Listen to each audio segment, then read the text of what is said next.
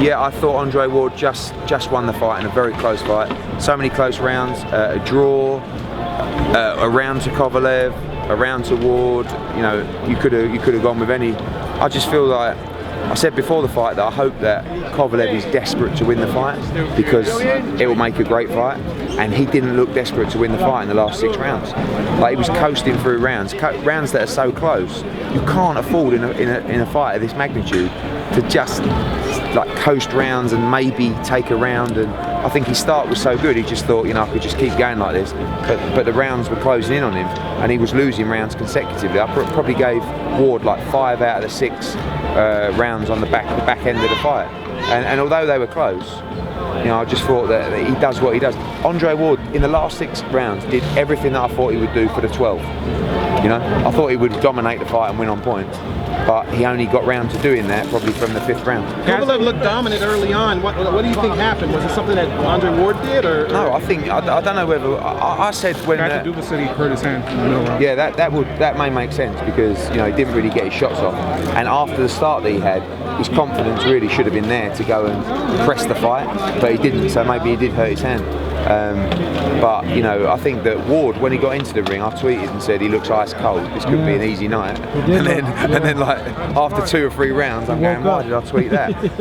And he was hurt badly, and you could see his eyes change. You know, he's gone from like this to like this. So he felt the power, and maybe that woke him up, and maybe that made him produce the performance that he did. So you think it's right, the 114, 113? Yeah, that's how I scored it. Yeah, that's exactly how I scored it. Yeah, who? For Ward. For Ward? For Ward, yeah. Was that the type of performance for a #1 pound-for-pound fighter? Yeah, but Andre Ward's, you know, he's never going to put a performance in where, like, that was a fight for the purists.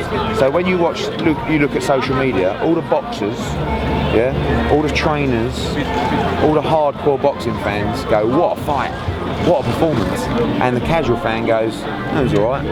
You know what I mean? Don't you think that's what makes him so great, to be able to be hurt that bad from such a big puncher, such a big guy, and to dig deep and find a way to dominate the fight, you know, in the second half of the fight? I guess, you know, he mentioned his performance like pound for pound, but isn't that great in itself? It is, but he is a fight for the pure. He's a fighter for the purists. He's a man of immense skill, and he's not a Golovkin. You know, he's not a guy that's going to come out and knock people out and get the crowd on their feet. He's a guy that is technically one of the most gifted fighters in the world.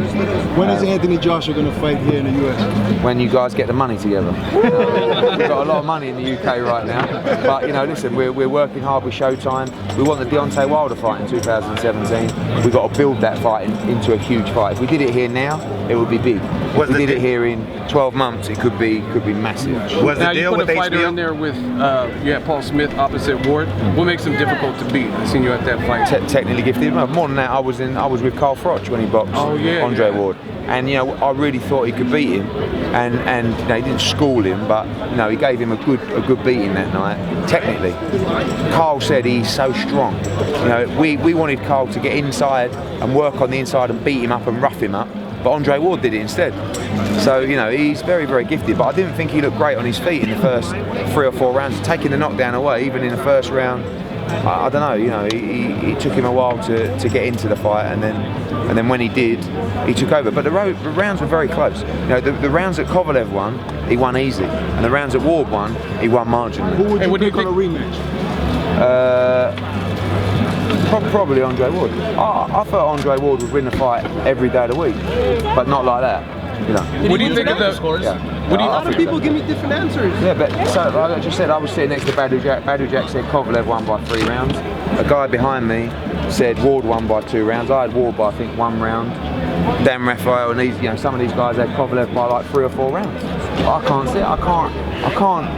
How do you give Kovalev hardly any of the rounds in the back 6 of the fight? He didn't do anything, and Ward didn't do a lot, but he did enough. And you know, people saying about American judges, and when you're fighting in America and you're an American, just like if you're a Brit and you're fighting in Britain and the crowd are on your side, there's going to be more noise. You could slip a shot, the crowd erupt, and that plays into the subconscious of judges. And you know, and that's just fact. That's life. It's not corruption. It's just how it is. When there's a close round and there's people are cheering for these shots and that shots, they're going to get the nod in the round. So, what do you make of the Carl Froch Triple G back and forth banter on Twitter? Not a lot. I was out having a good drink with Tom Loeffler, and he drunk tweeted, and you know, and Carl Froch started texting me, asking me how much he could weigh in that fight, because he's a big guy at the moment. But no, I think you'll see. Carl Froch is nearly 40. As he said, Gennady needs to pick on these younger guys. It's not fair. If you were this was a tough fight tonight. If you were his promoter, would you advise? I mean, there's not very many options at 175. Would you go straight to a rematch? Or? Well, I think a rematch is the one. I don't know if there's a clause for a rematch. Yeah. Well, then there you go. That's answered the question. But I think the rematch is a sellable fight. And to be honest with you, like, I don't know what the pay-per-view numbers were tonight, but both guys aren't huge worldwide draws, so maybe the rematch is the fight that makes sense for both guys, because who do they fight if not? You know, who does Andre Ward fight at 175? Stevenson will be a great fight, Stevenson against Ward. But yeah, if there's a rematch clause, obviously that'll happen next. I mean, you put on extremely impressive events in the UK. What advice or tips would you give American promoters? No, you're smiling, but it's true. What would they do different here to bring in like your atmosphere? Well, I mean, I sit around and watch and go, thank God for our shows in the UK, because there's no atmosphere. Is it the fans? Is that what makes the difference? I don't know what it is. I mean, maybe the time. You know, you're in here at 7. You've got the chief support running at 7 o'clock, 7:30, and like I'm looking around. There's people with food on their like laps, eating their dinner. You come to our events, there's people with glasses of champagne, mojitos, dancing, spinning around, jumping on their seats. But could we do that at 7:30? Maybe not. That's one of the things. And also, you're talking about Kovalev and Ward. They're not, you know, they're not the guys that, you know, it's a different atmosphere. Triple G is a more lively atmosphere. But I don't know what it is. I don't know. You know, I'd love to just tell you it was me, but it might be. Might be. Eddie, Eddie, was the Showtime deal? Sorry?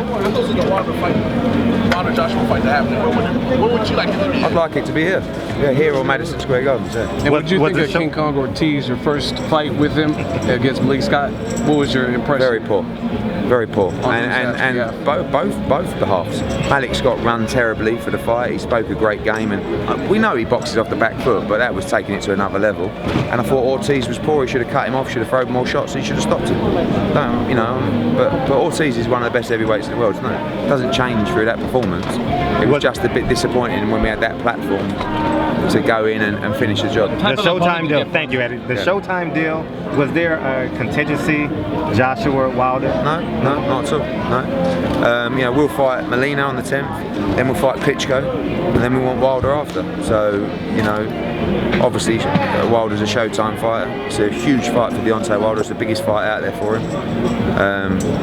And you know, I think he'd be receptive to that fight as well. And talk about the Olympic pedigree. You have an Olympic champion. Clarissa Shields won. Andre Ward. Talk about the complexity of your boxing game, the intricacies of your game, combined with having that Olympic experience. Well, the pedigree is important, but it doesn't always make you a hungry fighter. You know, the guys that have had the blessing of coming through a system where they're funded can sometimes take the hunger away from them.